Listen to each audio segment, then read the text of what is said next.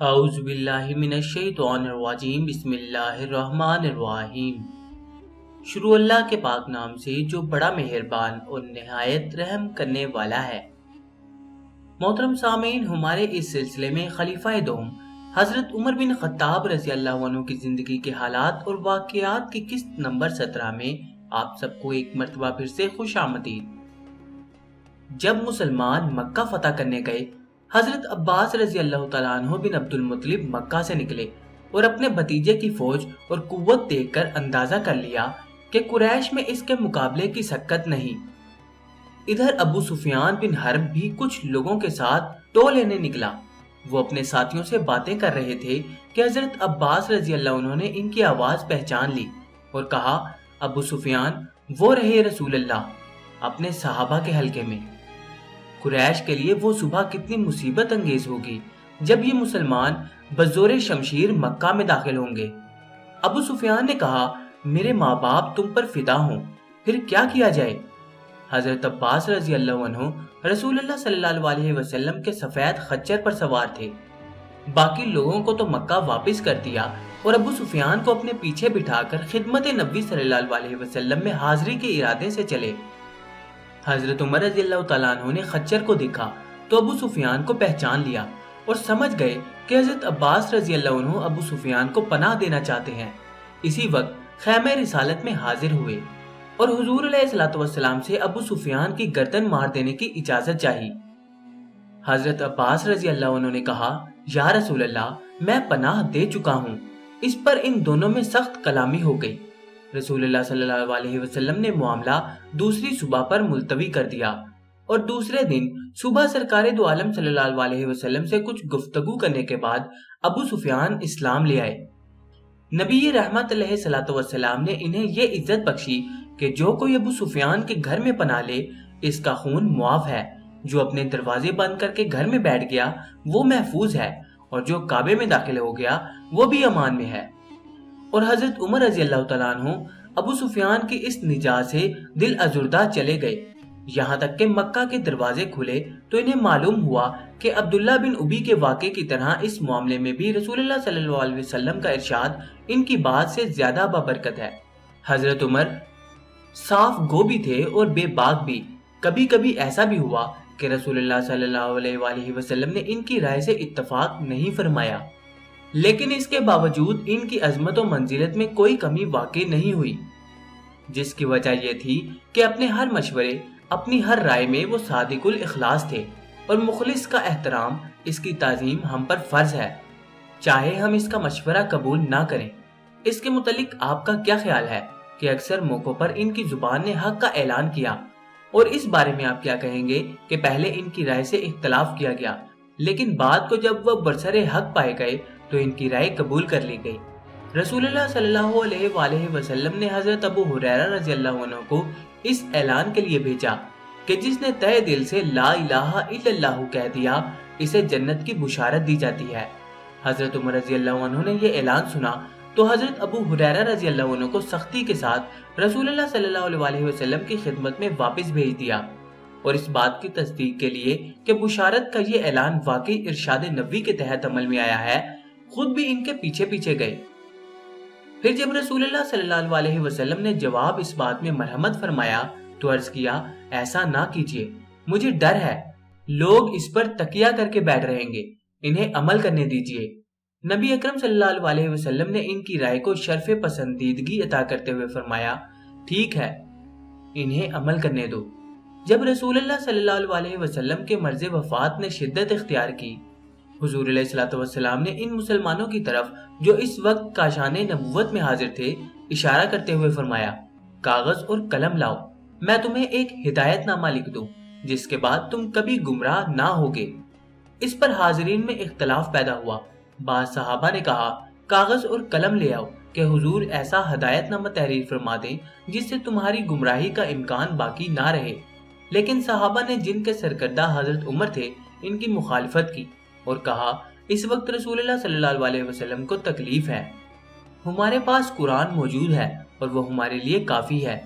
نبی رحمت علیہ الصلوۃ والسلام نے صحابہ کا یہ اختلاف دیکھا تو ارشاد ہوا، چلے جاؤ، تمہیں نبی کے سامنے جھگڑنا نہیں چاہیے اور کچھ تحریر نہیں فرمایا۔ شاید حضور سب سے زیادہ حضرت عمر کی رائے سے متاثر ہوئے تھے، اس لیے کہ آپ صلی اللہ علیہ وسلم ان کے اخلاص کی صداقت اور رائے کی پاکیزگی سے واقف تھے۔ ہمارے احترام و تعظیم کا سب سے زیادہ مستحق وہ شخص ہے جو اپنی ذات کو نظر انداز کر کے محض عام فلاح و بہبود کے لیے پرخلوص رائے تھے، اور حضرت عمر رضی اللہ تعالیٰ عنہ اس کی بہترین مثال تھے۔ آپ پہلے دیکھ چکے ہیں کہ ان کی رائے کتنی بے لاگ اور لوث و غر سے کیسی پاک ہوتی تھی، بلکہ آپ نے دیکھا کہ وہ تحریم شراب کے لیے کس قدر بے چین تھے، حالانکہ شراب حرام نہیں تھی، اور ایام جاہلیت میں وہ خود بھی بلا کے بادہ نوش تھے، پیتے تھے اور بڑے چاؤ سے پیتے تھے۔ پھر جو انہوں نے اس کی حرمت چاہی تو صرف اس لیے کہ جماعت کی بھلائی، اس کی شہرازہ بندی اور جماعتی نظام کا استحکام ان کا نصب العین تھا۔ اس کے علاوہ مال و دولت کے معاملے میں بھی وہ سب سے زیادہ بے نیاز تھے۔ ایک مرتبہ رسول اللہ صلی اللہ علیہ وآلہ وسلم نے انہیں غنیمت میں سے ان کا حصہ مرحمت فرمایا تو کہا، یہ کسی مجھ سے زیادہ محتاج کو عطا فرما دیجیے۔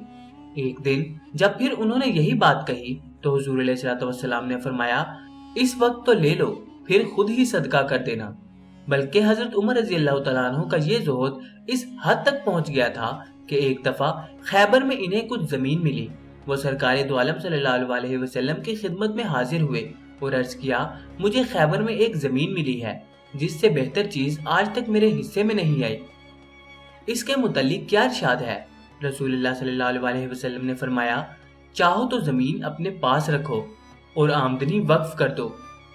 چنانچہ حضرت عمر رضی اللہ تعالیٰ عنہ نے اسے فقیروں، رشتہ داروں، غلاموں اور مہمانوں کے لیے فی سبیل اللہ وقف کر دیا، جس کے متولی کو اختیار دیا گیا تھا کہ وہ بقدر ضرورت اس میں سے کھا پی سکتا ہے اور اپنے محتاج دوست کو کھلا بھی سکتا ہے، اور فرمایا کہ اصل زمین نہ بیچی جائے گی، نہ ہبا کی جائے گی اور نہ کوئی اس کا وارث ہوگا۔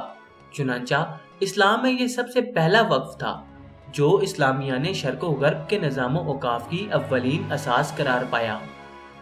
ایک ایسا شخص جس کی خصوصیات یہ ہوں اور جو مادی اغراض سے اس قدر بلند ہو، کوئی تعجب نہیں اگر وہ اپنے اخلاق کی شدت اور غلظت کے باوجود تمام مسلمانوں کی تعظیم و تکریم کے لائق ہو، اور خود ذات رسالت صلی اللہ علیہ وآلہ وسلم اسے اپنی محبت و قربت سے اس درجہ نوازے کہ یا اخی کہہ کر مخاطب فرمائے۔ ایک دفعہ حضرت عمر رضی اللہ عنہ نے حضور علیہ الصلوۃ والسلام سے عمرے کی اجازت چاہی اور آپ صلی اللہ علیہ وسلم نے اجازت دیتے ہوئے فرمایا، یا اخی، اپنی دعا میں ہمیں نہ بھولنا۔ حضرت عمر رضی اللہ تعالیٰ عنہ جب کبھی اس کا ذکر کرتے تو فرماتے، مجھے رسول اللہ صلی اللہ علیہ وسلم کا ارشاد یا اخی ان تمام چیزوں سے محبوب ہے جن پر سورج طلوع ہوتا ہے۔ حضرت عمر رضی اللہ تعالیٰ عنہ کا خلوص، ان کا دنیاوی خواہشوں سے پاک ہونا اور ان کی عدل و انصاف سے محبت، یہ تمام وہ چیزیں ہیں جنہوں نے ان کے لقب فاروق کو دوام بخشا۔ اس میں اختلاف ہے کہ حضرت عمر رضی اللہ تعالیٰ عنہ کو فاروق کے نام سے کس نے موسوم کیا۔ حضرت عائشہ رضی اللہ تعالیٰ عنہ سے روایت ہے کہ اس کے متعلق جب ان سے پوچھا گیا تو انہوں نے فرمایا، رسول اللہ صلی اللہ علیہ وآلہ وسلم نے۔ ایک اور روایت میں ہے کہ رسول اللہ صلی اللہ علیہ وآلہ وسلم نے فرمایا، اللہ نے عمر کی زبان اور ان کے دل کو حق سے سرفراز فرمایا، اور وہ فاروق ہیں جن کے ذریعے حق و باطل میں فرق کیا گیا۔ ابن سعد نے طبقات میں سندن ایک عبارت درج کی ہے کہ مجھے معلوم ہوا کہ سب سے پہلے اہل کتاب نے حضرت عمر کو فاروق کہا، بعد کو مسلمانوں نے یہ لفظ اختیار کر لیا۔ یہ بات ہم تک نہیں پہنچی کہ رسول اللہ صلی اللہ علیہ وسلم نے اس کے متعلق کچھ فرمایا تھا۔ ان روایتوں میں سے جو بھی صحیح ہو، لیکن اس میں کوئی شبہ نہیں کہ حضرت عمر رضی اللہ تعالیٰ عنہ فاروق تھے، اسی لیے وہ آج تک فاروق مشہور ہیں اور قیامت تک مشہور رہیں گے۔ ان کی شدت اور درشتی کی وجہ سے رسول اکرم صلی اللہ علیہ وسلم حضرت ابو بکر صدیق رضی اللہ تعالیٰ عنہ کو ان پر ترجیح دیتے تھے، لیکن حضرت ابو بکر رضی اللہ تعالیٰ عنہ کے سوا اور کسی کو ان سے بہتر نہ سمجھتے تھے۔ ان کے اخلاص اور صاف گوئی اور ان کے عزم و حزم کی بنا پر ان کی سختی اور درشتی کا اتنا شہرہ ہو گیا تھا کہ ان کے دل کی نرمی اور رقت اس کے مقابلے میں دب کر رہ گئی تھی۔ حالانکہ اکثر مواقع پر اس نرمی اور رقت کا اظہار ہوا ہے، جس کا کچھ تھوڑا سا ذکر ہم نے ان کے قبول اسلام کے سلسلے میں بھی کیا ہے۔ روایت ہے کہ خدمت نبی صلی اللہ علیہ وسلم میں حضرت عمر رضی اللہ تعالیٰ عنہ نے باریابی کی اجازت چاہی۔ اس وقت حضور علیہ الصلوۃ والسلام کے پاس قریش کی کچھ عورتیں بیٹھی بلند آواز سے گفتگو کر رہی تھی۔ جب حضرت عمر رضی اللہ تعالیٰ عنہ نے حاضری کی اجازت چاہی تو سب کی سب اسی وقت چھپ گئیں۔ حضرت عمر رضی اللہ تعالیٰ عنہ باریاب ہوئے تو حضور علیہ الصلوۃ والسلام نے مسکرا کر فرمایا، مجھے ان پر تعجب ہو رہا ہے، ابھی میرے پاس بیٹھی تھی لیکن تمہاری آواز سنتے ہی چھپ گئی۔ حضرت عمر رضی اللہ تعالیٰ عنہ نے کہا، یا رسول اللہ، اصل میں تو انہیں آپ سے ڈرنا چاہیے۔ اس کے بعد کہا، اے اپنے نفس کی دشمنوں، مجھ سے ڈرتی ہو اور رسول اللہ صلی اللہ علیہ وسلم سے نہیں ڈرتی؟ وہ بولی، ہاں، آپ نبی اکرم سے زیادہ سخت ہیں۔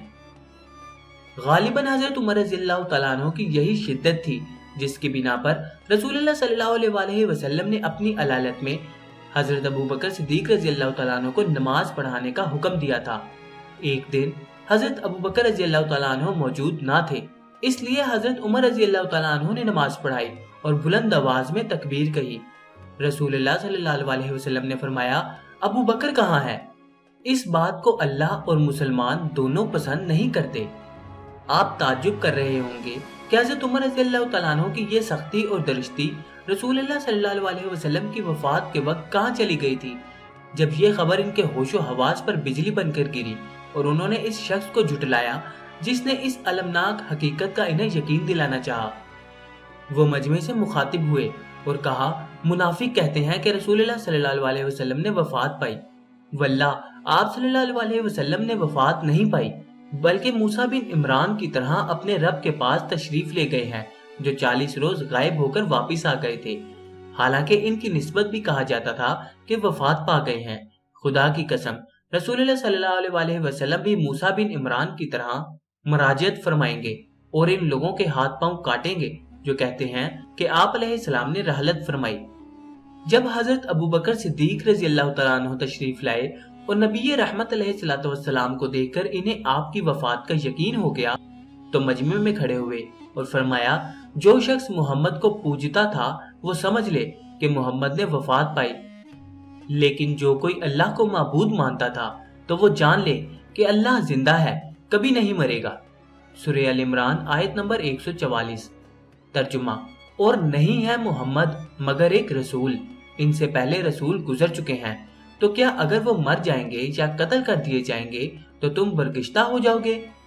اور جو شخص برگشتہ ہو جائے گا وہ خدا کو کچھ نقصان نہیں پہنچائے گا اور اللہ شکر گزاروں کو عنقریب جزا دے گا۔ جب حضرت ابو بکر رضی اللہ تعالیٰ عنہ نے یہ آیت پڑھی تو حضرت عمر رضی اللہ تعالیٰ عنہ زمین پر گر پڑے، ان کے پاؤں انہیں سنبھال نہ سکے، گویا یہ آیت انہوں نے پہلے کبھی سنی ہی نہ تھی۔ اس وقت کہاں تھی ان کی وہ سختی اور درستی؟